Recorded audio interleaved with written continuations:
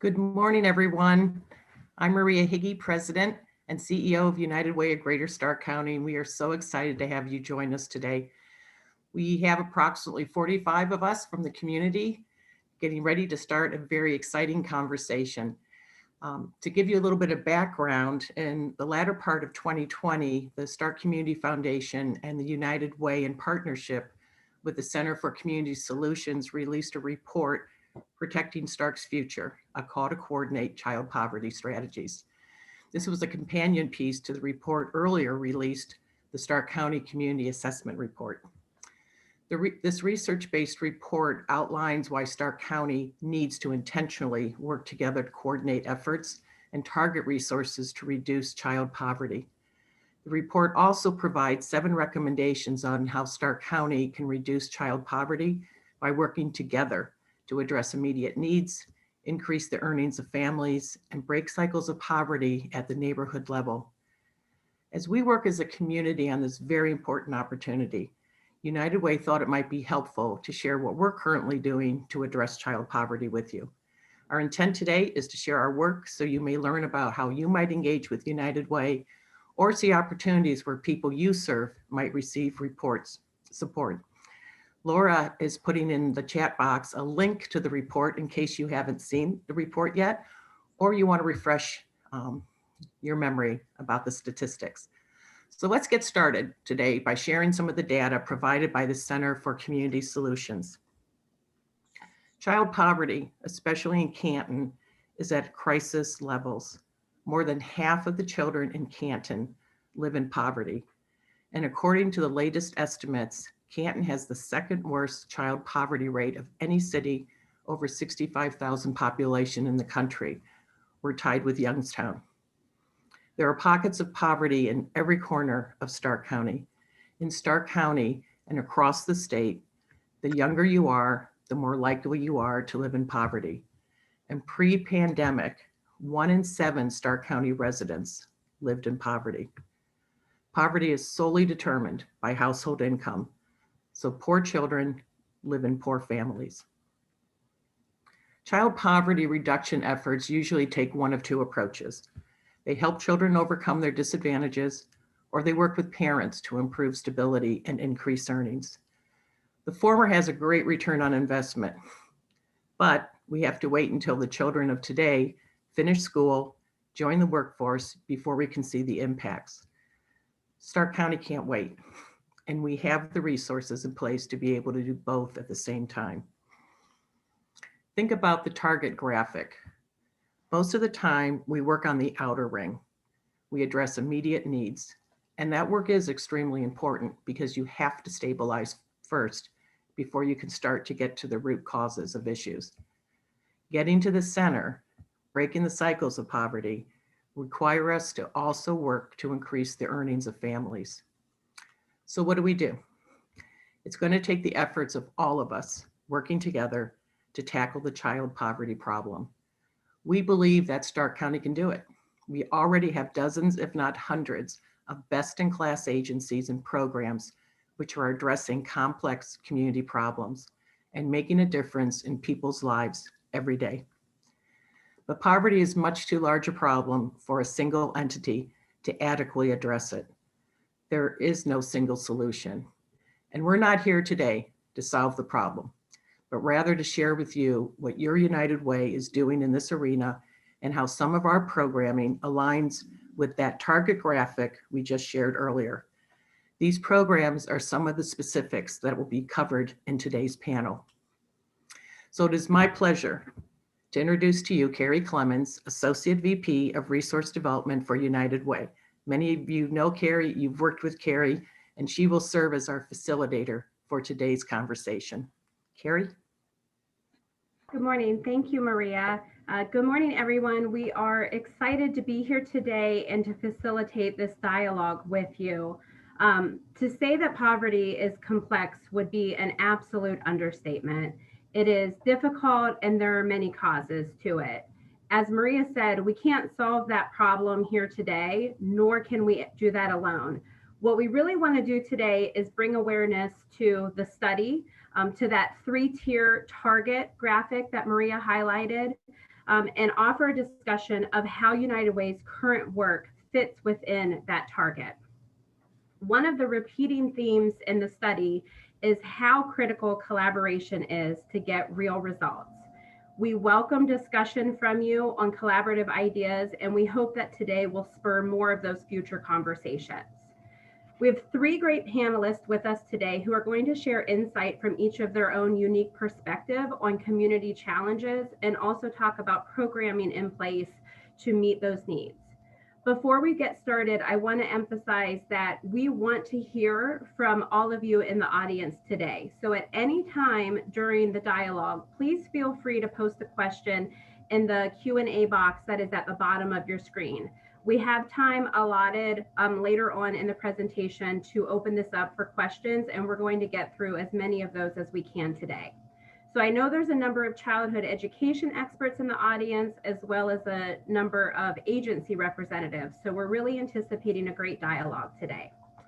Now let's meet each of our panelists today. We have Brett May, who is the superintendent with Plain Local Schools, Angela Perisic, the Executive Vice President of Resource Development and Community Development at United Way, and Tracy Sabo, who is the VP of Human Resources at Altman Health Foundation. They're each going to bring today a unique perspective to what poverty looks like in our community and how it affects each of their organizations and the demographics that they work with. So let's go ahead and just jump right into this. Brett, let's start with you. The recent child poverty study indicated that in Stark County, as well as across the state, the younger you are, the more likely you are to live in poverty. And as we already heard, Canton is tied for the second worst child poverty rate of cities of our size. Before the pandemic, almost 1 out of every 5 children in Stark County lived in poverty. So talk to us about how you see poverty affect your students and the families you serve within your district and the challenges that presents. Well, thank you, Carrie. Great question. And I think from the Plain Local School District, the biggest aspect of this is access to services and resources. And, you know, what we're facing now and looking at with poverty are the basic needs. And if the basic needs aren't met, then students can't learn and families obviously can't thrive. So I think the educational part of it is key, but as important are just these basic needs. And as we're seeing more kids, Carrie, as you referenced, in poverty, we are attacking the basic needs first so that we get, if the kids aren't well, they can't learn. And so if our families aren't, thriving and earnings, as you talked about, then the whole family structure's not working together. We're also seeing the poverty issue in regards to mental health. We're seeing now before the pandemic, but even now, the anxiety and the depression.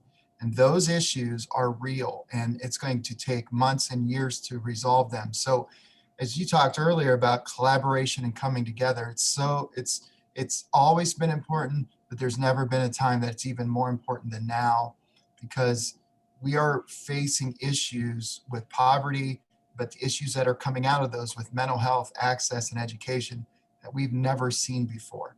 So I think just the collaboration with the social services, knowing what those services are so that we can get those services out to our families and our kids, and we can start to understand why. Why are the behaviors the way they are? Why are we having the mental health issues, the anxiety, the depression? And how can we work together to solve those issues? So the poverty is a huge concern, as Maria already talked about, but it does begin with the basic needs and access to resources and people and collaborations. Thanks, Brent. And that's the perfect segue for us to transition over to Tracy to talk about access to services, because that's really so critical. And that was one of the points made in the study, is that we need to be able to provide services and meet the families where they are. So Tracy, you're here today speaking from an HR perspective as a major employer in our community. A myth around poverty is that individuals don't work. who, are under the federal poverty guideline. And we know that that's not true. We also know that there's a significant number of households in Stark County who earn above the poverty level, but it's not enough for them to survive. So to Brent's point, those are families who are struggling meeting the most basic of needs. How do you see poverty affecting your employees and you as an employer? Thank you, Carrie. What we see at Altman, we're obviously the largest employer in Stark County. We have over 7,300 employees, and we see this affect our employee base. We don't just employ 7,300 employees. We're a family. So when they come to be employed, we're also looking at their family dynamics, and we really try to provide employees and their families the necessary resources in the community to be able to address some of their needs. It may be socioeconomic, it may be transportation, it may be housing, it may be food needs. And so we're really looking at how do we collaborate with community resources as the largest employer in Stark County to be able to provide access, as Brett said, and provide collaboration and provide resources. We don't have, being the largest employer in Stark County, we don't know everything about the resources that are provided in our community. So partnering and collaboration with community resources is very important to support our employees because they don't know where to begin. They may not know what resources are out there, and our families may be struggling and don't know where to begin. So knowing how to provide collaborative, supportive solutions to our employees is extremely important to us. We have an obligation to the community. We are in Canton. We have employees across 44 counties. However, most of them are living in our 5-county areas, mostly in Stark County. So we have an obligation to make sure that those families thrive and progress in, their endeavor to improve their current situation. Great, thank you. Angela, I want to come over to you for a moment and kind of talk about this basic needs that both Brent and Tracy referenced. The families, we know there's a number of families in our community who are working and earning above the poverty rate, but they're still unable to make ends meet and meet those basic needs. That is referred to as ALICE. Can you talk and explain to those in the audience what that means and what that looks like? Sure. So ALICE is an acronym that stands for Asset Limited Income Constrained Employed. These are the families in our community that they are working sometimes multiple jobs, multiple part-time jobs, but despite that, they still can't afford to meet their basic needs. Those things that Tracy mentioned: housing expenses, food, transportation, childcare, healthcare. And so that's often, we're not thinking about that population when we talk about poverty. These ALICE families are right there on the cusp, and they're one incident, one thing, happening that really it's like a house of cards that can just collapse on that family. For many people that may have, some additional resources, a flat tire, your car breaks down, it's annoying, but you have the resources to fix that and move on. But for some of these families, these ALICE families, these families in poverty, that's not an option. This could be the thing that derails them from losing their job, affects their child care, and it really is a house of cards for them. And last year, we had over 35,000 households in Stark County that were living above that poverty line, but they were considered, in that ALICE population. They still weren't making enough to survive. And 64% of our 211 calls were for basic needs, trying to be connected to services to meet those basic needs.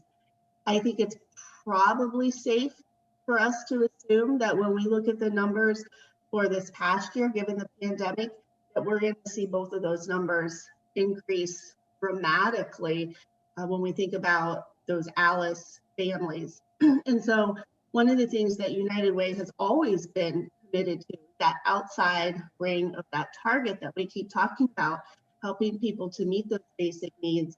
So we look at our emergency assistance providers. We've had a long partnership with Catholic Charities, our local Salvation Armies, and Canton Maslin Alliance to be able to provide those services for families in the community with housing expenses and utilities.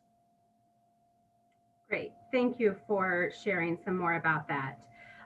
Again, everybody has now highlighted on basic needs and how important that is to really helping stabilize families. A key takeaway from the child poverty study is that in order to address the issue of poverty, we must work with both children and their families. So even though it's a study focused on childhood poverty, it's not just about working with the child, but the entire family. And as the target showed, we have to address those immediate needs, just like each of the panelists spoke about, and look to break the cycle of poverty by helping families become financially stable. And a key point of the study was that we need to meet the families where they are, in the communities and where they're able to easily access services. So Tracy, to that point, you spoke of some of the challenges that you face as an employer with your employees, things like transportation, housing, and food. Again, basic needs that families need and your employees need to be able to be stable. And if they don't have those, it really hinders them and holds them back from being a good employee, being able to be promoted and progress in their careers. So knowing the importance of stable employment in order to lift someone out of poverty and stabilize them, and to also the point of meeting families where they are, we piloted a program with Altman starting this past fall.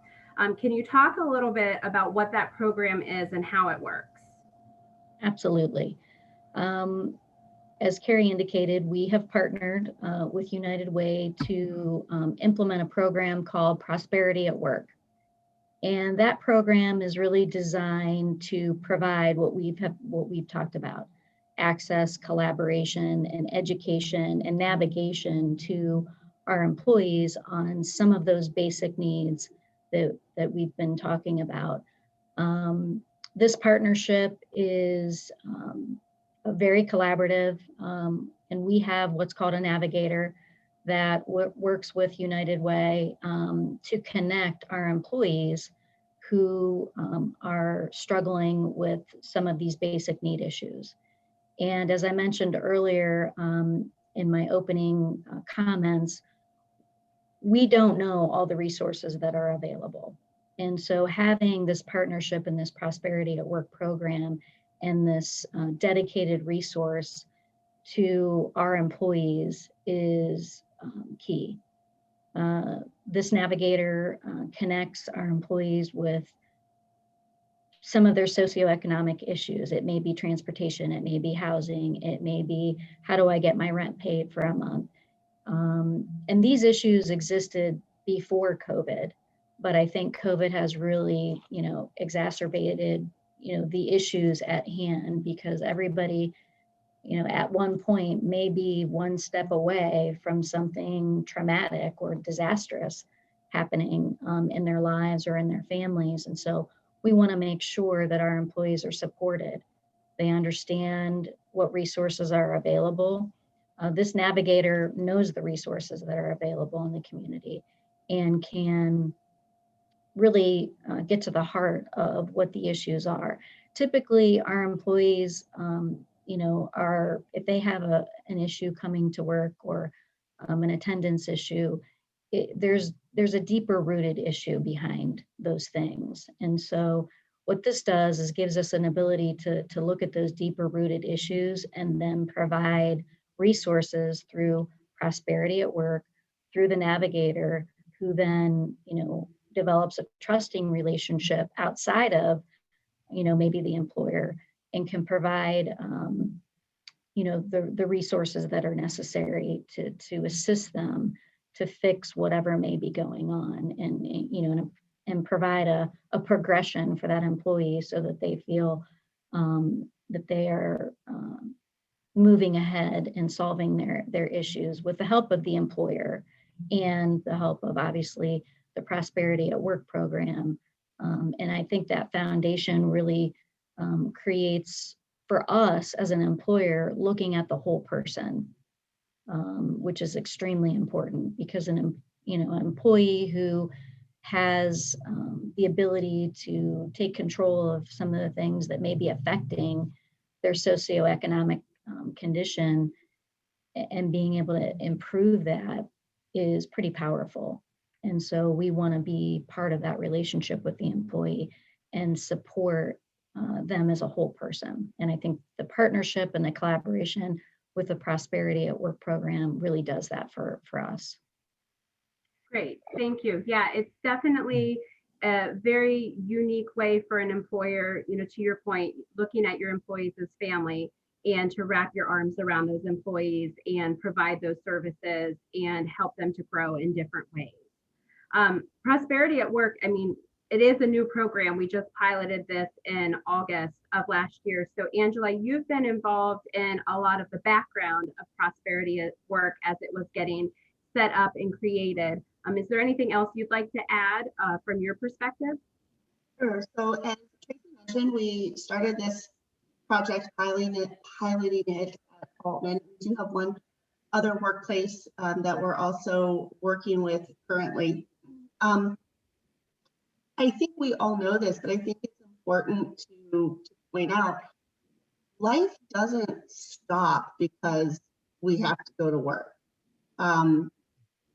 It would be great if we could compartmentalize things and say, okay, well, this is personal life, and I'm just going to set this over here, and it's not going to affect anything, and I'm going to put on my go to work compartment, and I'm going to go do that. But unfortunately, life doesn't work that way. And so this is why programs like Prosperity at Work, exactly the things that Tracy mentioned, why it's so important.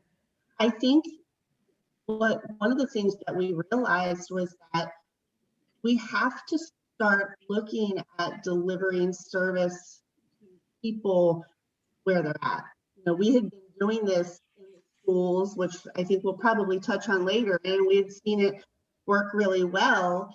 And we said, could the same thing happen at a workplace? If you're at work, say 8 hours, and you've got something going on at home, it makes it really hard to be focused on your work because you're thinking about those issues at home. But not only that, if to connect to those resources, you have to be able to find the time to figure out who you need to connect with, what services are available. When are you going to do that?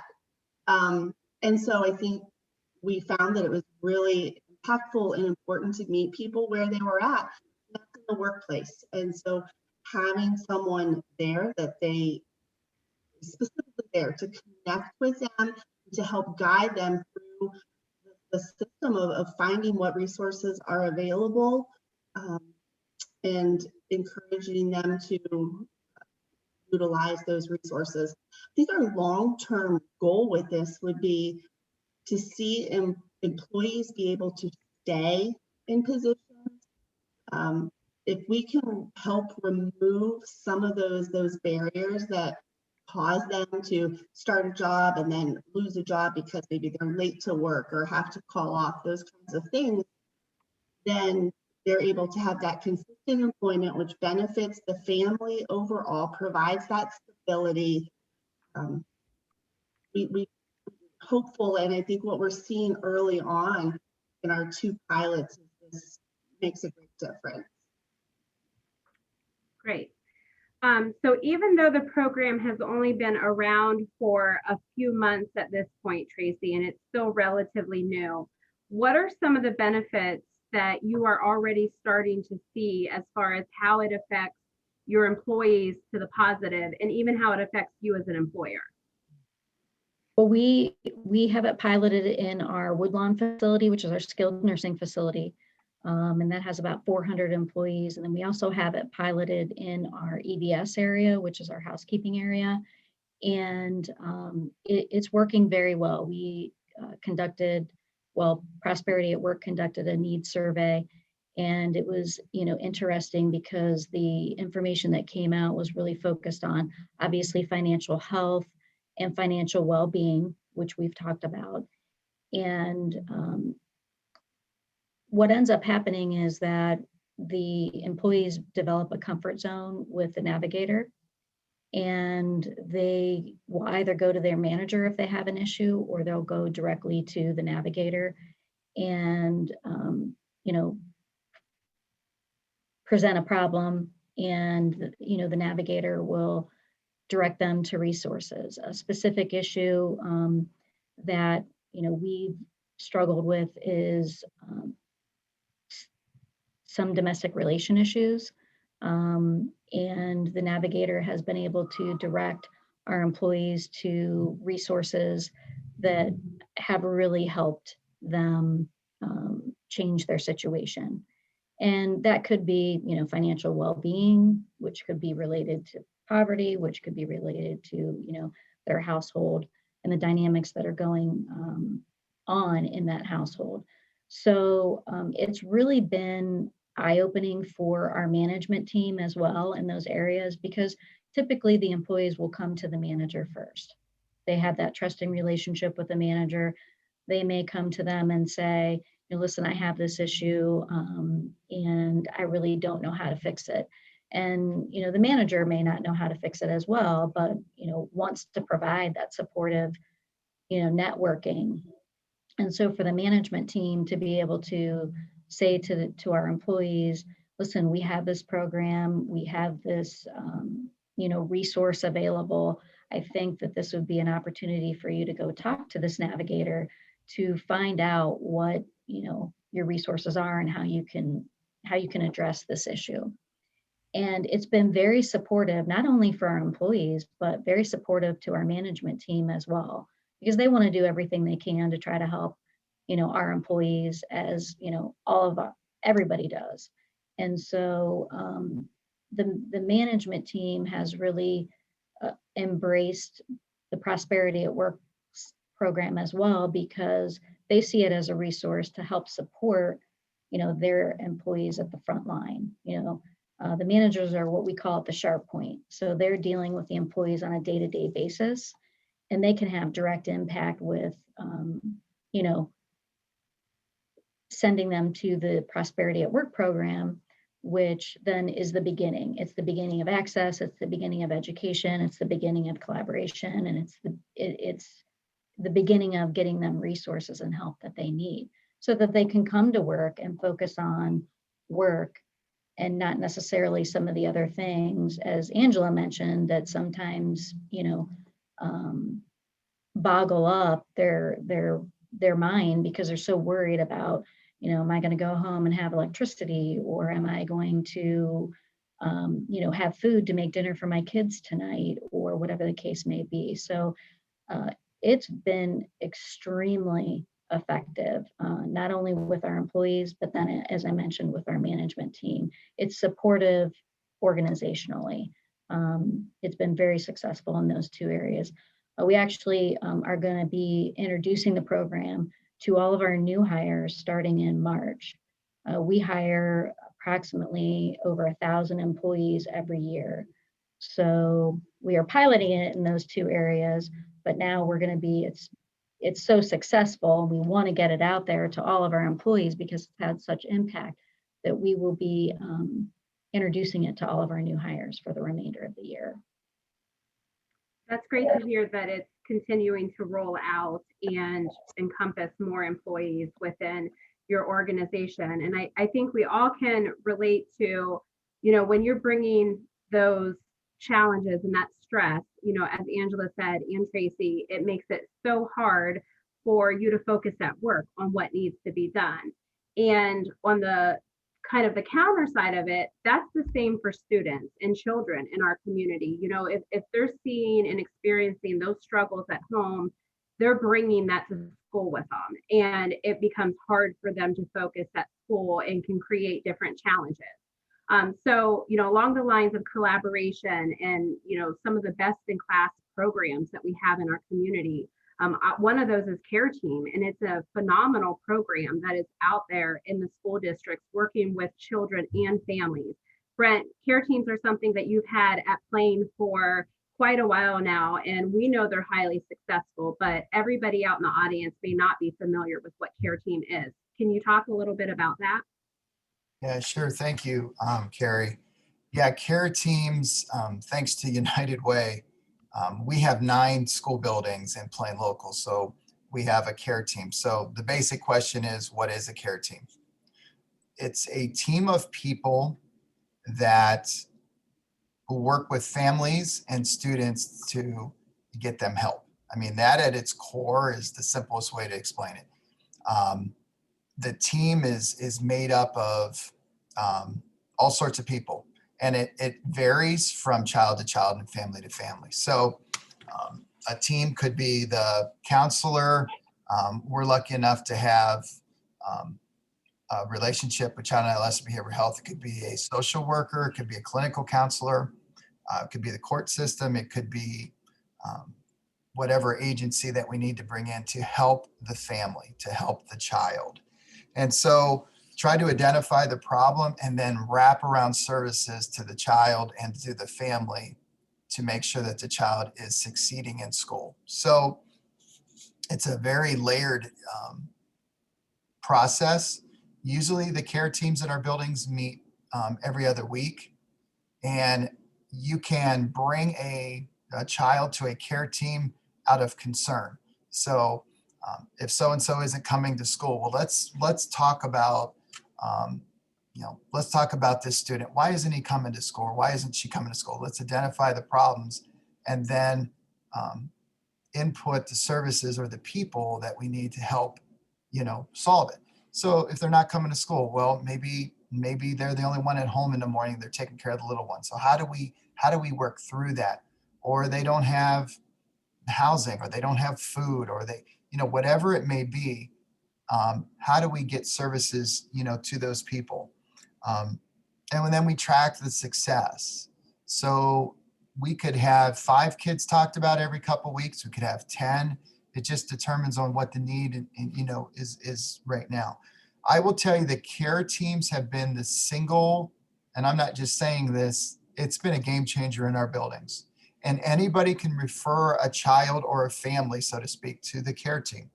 What we're finding is it comes through our social workers, it comes through our CNA counselors, it comes through our coaches, it comes through a teacher, may even come through the recess aide who sees something at recess and says, hey, something here, we need to talk. The child, I was talking with the child at recess and they say they don't have food. So we have food pantries now. That's been an outcome of care teams. We have a clothing closet. Again, it kind of goes back to the basic needs. But what we're trying to do is we tell the parents we're talking about the child. We invite them in to be part of this process. What it's doing, it's breaking down barriers, and it's making the parents comfortable. They can come in, they know people at the table, and we can talk through, hey, how do we help you? And that's how we start each one of our care teams. How can we help you? This is not a discipline issue. This is none of that. How can we help you? And we're finding if we start with that, it takes a lot of things off the table and say, okay, so we've had great success. I like the wraparound services model because we've used that for years, and it's getting the right people at the table based on the situation. And they're all different. There's no judgment either. It's a safe environment. It's a judge-free zone, we call it. And, we really, really talk about the families. Our families like it. Our kids, then they see that they have hope.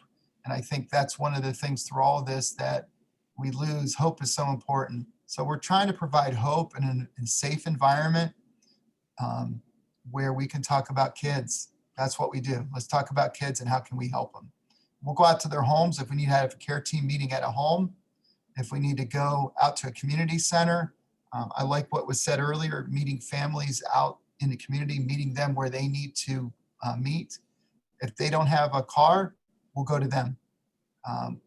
Whatever it takes. And that's kind of our motto, whatever it takes to help them. Care teams are an invaluable asset, Carrie, to all school districts in Stark County. Thanks, Brent. Yeah, it really is so similar to what Tracy referenced about building that trust with the family and the judgment-free zone of we're here to support you and help you because we want everybody to be better and be in a better place. Angela, I'm going to flip over to you for a second. As Brent referenced, United Way has been involved with the Care Team initiative from the very start. What else would you like to add about Care Team that maybe the general public doesn't know? Sure. I want to point out that Care Team is in fact in every school district in Stark and Carroll counties. So we have been able to really take that to scale and make sure it's available to every school district, which is so important. The other piece, I just want to point out there's two components to it. So Brent alluded to all of the different entities that can make up a care team. And it truly is, when you look at collaboration, it is one of the best examples of collaboration that I can really think of.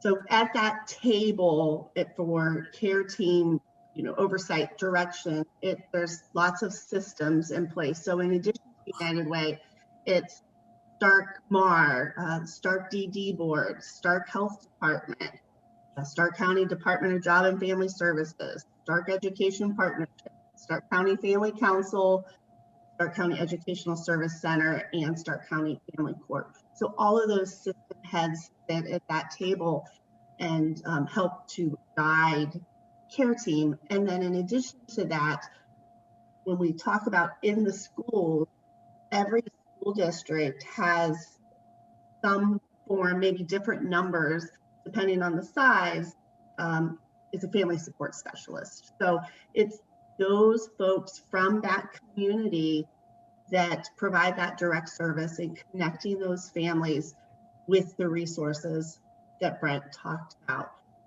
So there's those two components to it. And again, it's that different way of delivering services and meeting people where they are.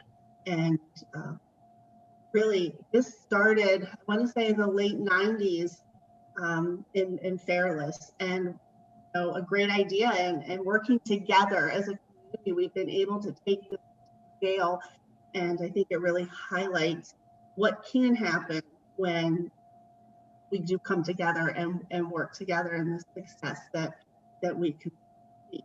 Because as Brett talked about, those kids, they bring to school with them all of the issues that their family may be struggling with, and it's really hard to learn, just like it's hard to work when you've got things going on. And it's hard enough as an adult, but when you're a kid and you haven't had a chance to maybe develop those coping skills, or you're depending on adults to help you figure this out, to help you get through, to give you hope. That's what family support specialists are really there to do, and really provide hope and like that big hug that a family might need in a really difficult time. So that's what I have to say about Care Team. The partners around the table, as you referenced, are key because that really lends itself to the success of the care teams, because the right people are around the table at the right time. And what we've seen from that is that, care teams are hugely successful in their districts. So Brent, why don't you talk to us a little bit about some of the positive changes that you see come out for students that have been part of the care team, and how that affects them in their, school performance, behavior, and along those lines. Yeah, thank you. Yeah, I think to kind of build on the hope theme, what I've seen and what we've seen across the district is kids start to have some success and they feel like, okay, I can do this. They also look around and they see a group of people who care about them, who want to help them. And the family then starts to see, okay, we're not in this alone. You know, we can do this. Let's all come together. And, you know, we start to resolve issues that sometimes we even thought were bigger and we find out they're not. And, you know, all those people around the table, it doesn't matter who resolves it. If we can get one issue resolved for a student or for a family, that may be the trigger for them for success. So we've seen a lot of that. I think the biggest thing is kids start coming to school, or they start, you know, identifying coping skills or behavioral strategies to help them succeed in the classroom. I think the other thing too is teachers start to get a great understanding of what's going on, okay, and how did they adapt in the classroom. And our teachers do a great job with that. Well, I didn't know that was going on. Well, that helps me understand. So then we can keep the kids in school, in class. We can keep them feeling good about walking into school doors in the morning because they feel, okay, people are here to support me. My family understands people are here to support me. And I'm going to make it. I'm going to do this. I'm going to get through school. I'm going to graduate. And then if we do it right, we can provide opportunities for them at the high school level to be successful for internships and those types of things. So we're breaking down barriers. That's the biggest issue. And that's where we're finding the most success. Wonderful. Thanks for sharing. So at this point, I think our panelists have really given us some great insight into how issues of poverty can affect their organization, as well as how some current programming is working to address those issues. And so with our remaining time, we'd really like to open it up to the audience to continue this dialogue and have questions for the panelists. So as a reminder, if you would like to submit a question, there's a Q&A box at the bottom of your screen. Just go ahead and type the question right into there and we will be able to see it. We also had some questions that were submitted in advance of today. So we're gonna work through getting through as many of these questions as we can. If we by chance do not get to your question today, we promise that we will follow up with you afterwards to get that answered. And let me go ahead. It looks like we actually have a number of questions that are starting to come in. So this first question is for specifically for Brent. How do you avoid any stigma when it comes to needing care teams? Yeah, that was I saw that in there. That's a great question. We have improved that over the years by being one, very subtle. We meet at times where we're not, it's not something where we're meeting with families that it's done even during the day. We can do it in the morning or after school. But one of the big things is many times this is a confidential team that are talking about kids, and we're communicating with parents, you know, through phone, not email, talking with them so that they understand from the get-go that this is about help. This is not about, hey, somebody's identified you as a problem. This is, hey, we saw this, we think that we can make it better and we're here to help you. So the stigma, you know, it's a great question. I think it's our approach, kind of the finesse to it, that, hey, we're just here to help. Is this something that, you know, we've talked about? We think we have some resources and some people that can help you. Is this something you'd be interested in? And we kind of try to put the ball back in their court, so to speak, and say, because they might have ideas too. And so we try to take that and put it together and help them. So that's what we do. Great. Looks like we have another question that has come in. Tracy, this one is specifically for you. Working in HR, what are some of the ways that poverty or income barriers for employees has caused staffing concerns for you as an employer? Well, I would say it impacts our turnover. You know, if employees have issues on the poverty level that are socioeconomic, and they, for whatever reason, can't come to work, it's going to impact our turnover. And so we want to reduce our turnover, as much as possible, because we want our employees to stay here. We want to be the employer of choice. And again, as I mentioned earlier, we want to be an extension of not only them as an employee here, but who they are outside of here, and looking at the whole person. So, I think that the poverty level and the inability to come to work or make ends meet may be, impact our turnover. And the market is very competitive. And so employees may be going from one place to the other to try to figure out, where can I,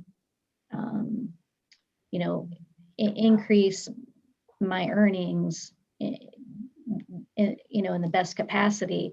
But, it may not be that employer can support them the way we can support them holistically from, the looking at the whole person. So I think it impacts our turnover. Yeah, definitely. And I think that's why, we know that's why prosperity at work is so key, is because it's really a win-win situation for both the employee Exactly. and you as an employer. Mm-hmm. Angela, this is a care team question, but I think it might be better directed towards you. And of course, Brent, or anyone on the panel is welcome to jump in at any time to answer these as well. But what does care team do differently than a program like 211?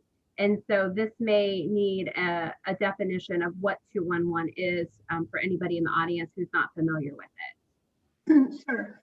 So 211 is information and referral hotline, I guess, for lack of a better word. So anyone can dial 211 24 hours a day, 7 days a week, and you get connected with a live person that you can tell them what your need is. They have a database that they keep up to date, and they can look through and see what services are available. They can tell you, here's where you need to go, here's a phone number, contact information, and then the person calling would then reach out to whatever services that the 211 operator gave them. We receive about, I would say, on average 20,000 calls a year through 211 for various services, but by and large, it's for those basic needs programming. I think the difference with care team, and as Brent talked about it, is that those family support specialists, they're not waiting for someone to come to them to say, I need help. They're identifying, things that based on things they're seeing that maybe this family needs assistance, and then they reach out to them to see how they can help. The other piece is that family support specialist is able to bridge that gap. They're able to help them with those connections.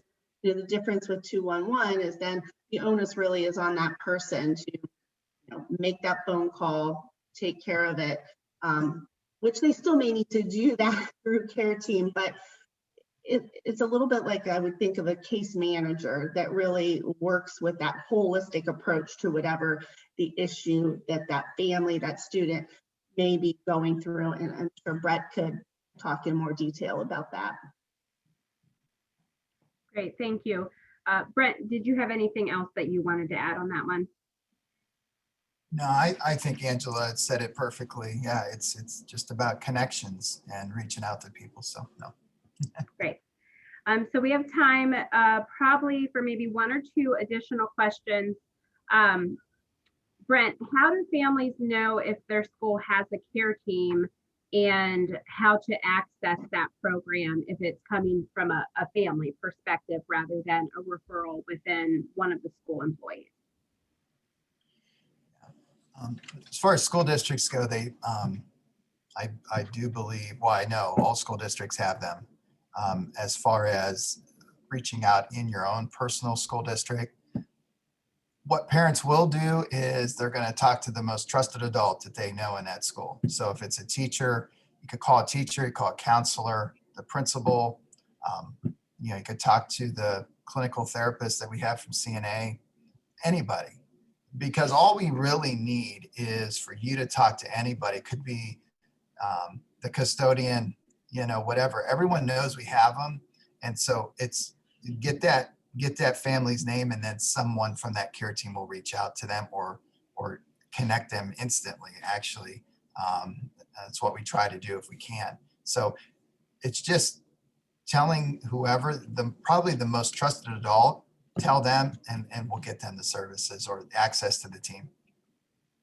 Great. I think that's so important for everyone to know. Again, those referrals, drive very easily within the district from your staff and people working at the schools to know who to refer, but also just from a general family perspective of if someone sees someone struggling, to be able to make those referrals. Another question just popped up. Tracy mentioned not always being aware of services that are available for families or youth in the community. So really, I think, all of the panelists can probably answer this from your perspective. How can local nonprofits stay on top of this to make sure businesses and other organizations are aware of the services available and opportunities for families? I guess I will jump in and at least start it. As I mentioned, 211, anybody can call.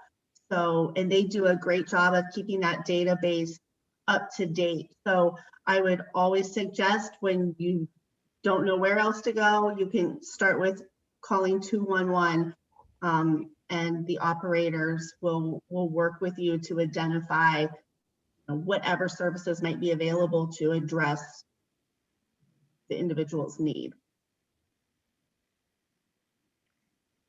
And just to add on to that, we have many resources that are available, but specific resources that may get to the root of the employee's issue, I think, is the advantage of the Navigator and the Prosperity Program, because they're going to be able to immediately direct them to the service that they most need at that particular point in time. So we do have what we call an expansive employee assistance program, and there are resources that are available.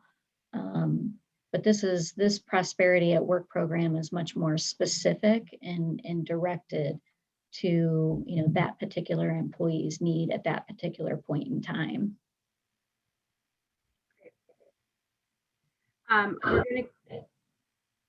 We're gonna go with one last question before we wrap up here.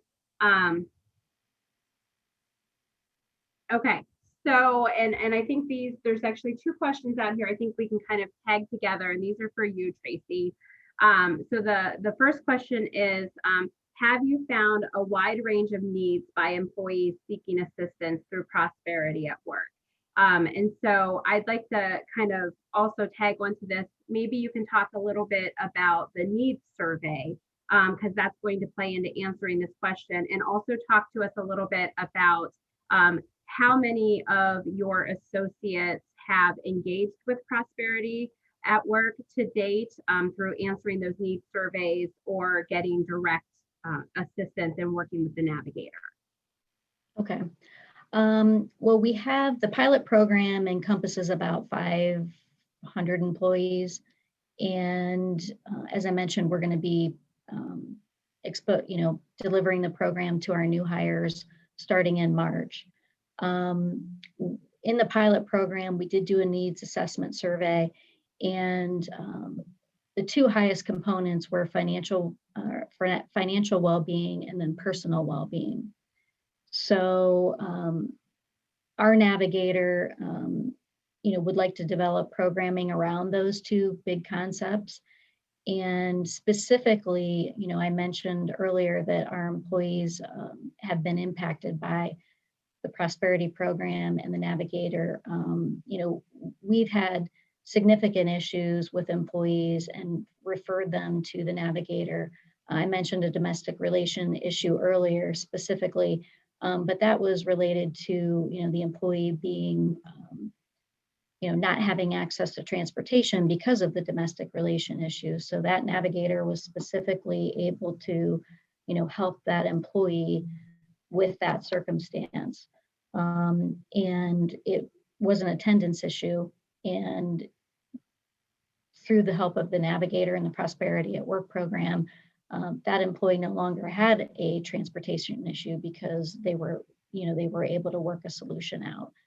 So, I think that the Prosperity at Work program is having direct impact on our employees. And, we're excited to continue evaluating the program. As I mentioned, it's a pilot program. And we have one navigator and we have 7,300 employees. So we're looking at, how can we expand this program because of it being impactful and successful. Wonderful, thank you. So at this point, that is all the time we have for questions. There's still a couple remaining in the chat box that we didn't get to today, and we promise that we will follow up with you on those. If you didn't have the opportunity to ask your question today and there is follow-up conversation that you would like to have with us or any of the panelists, please do not hesitate to reach out to us after this. I want to thank the audience and all of the participants for the great dialogue today. And with that, I'm going to turn it back over to Maria to close us out for the morning. Thank you, Carrie. I too echo a thank you to the panelists and all of you joining us this morning. Many of you in the audience are experts. You do this every day. And on behalf of the kids and the families we serve, I want to thank you for your commitment to our community. Again, we were hoping today to just have some dialogue and share opportunities with you. And I was really excited to see the questions that came from today. So I look forward to more of these types of conversations. In closing, I want to do a shout out to the Stark Community Foundation, who had the vision to develop an RFP process to address childhood poverty. So recently, United Way and Stark Community Foundation released a request for proposals to address childhood poverty. Proposals are being currently accepted for planning and implementation grants. And to learn more about that, in the chat box, you'll see the link to the proposal. Proposals are due April 1st. So to learn more, I encourage you to go online. Again, thank you so very much for attending today. Please stay safe, stay healthy, and enjoy the remainder of your day. Bye, everyone.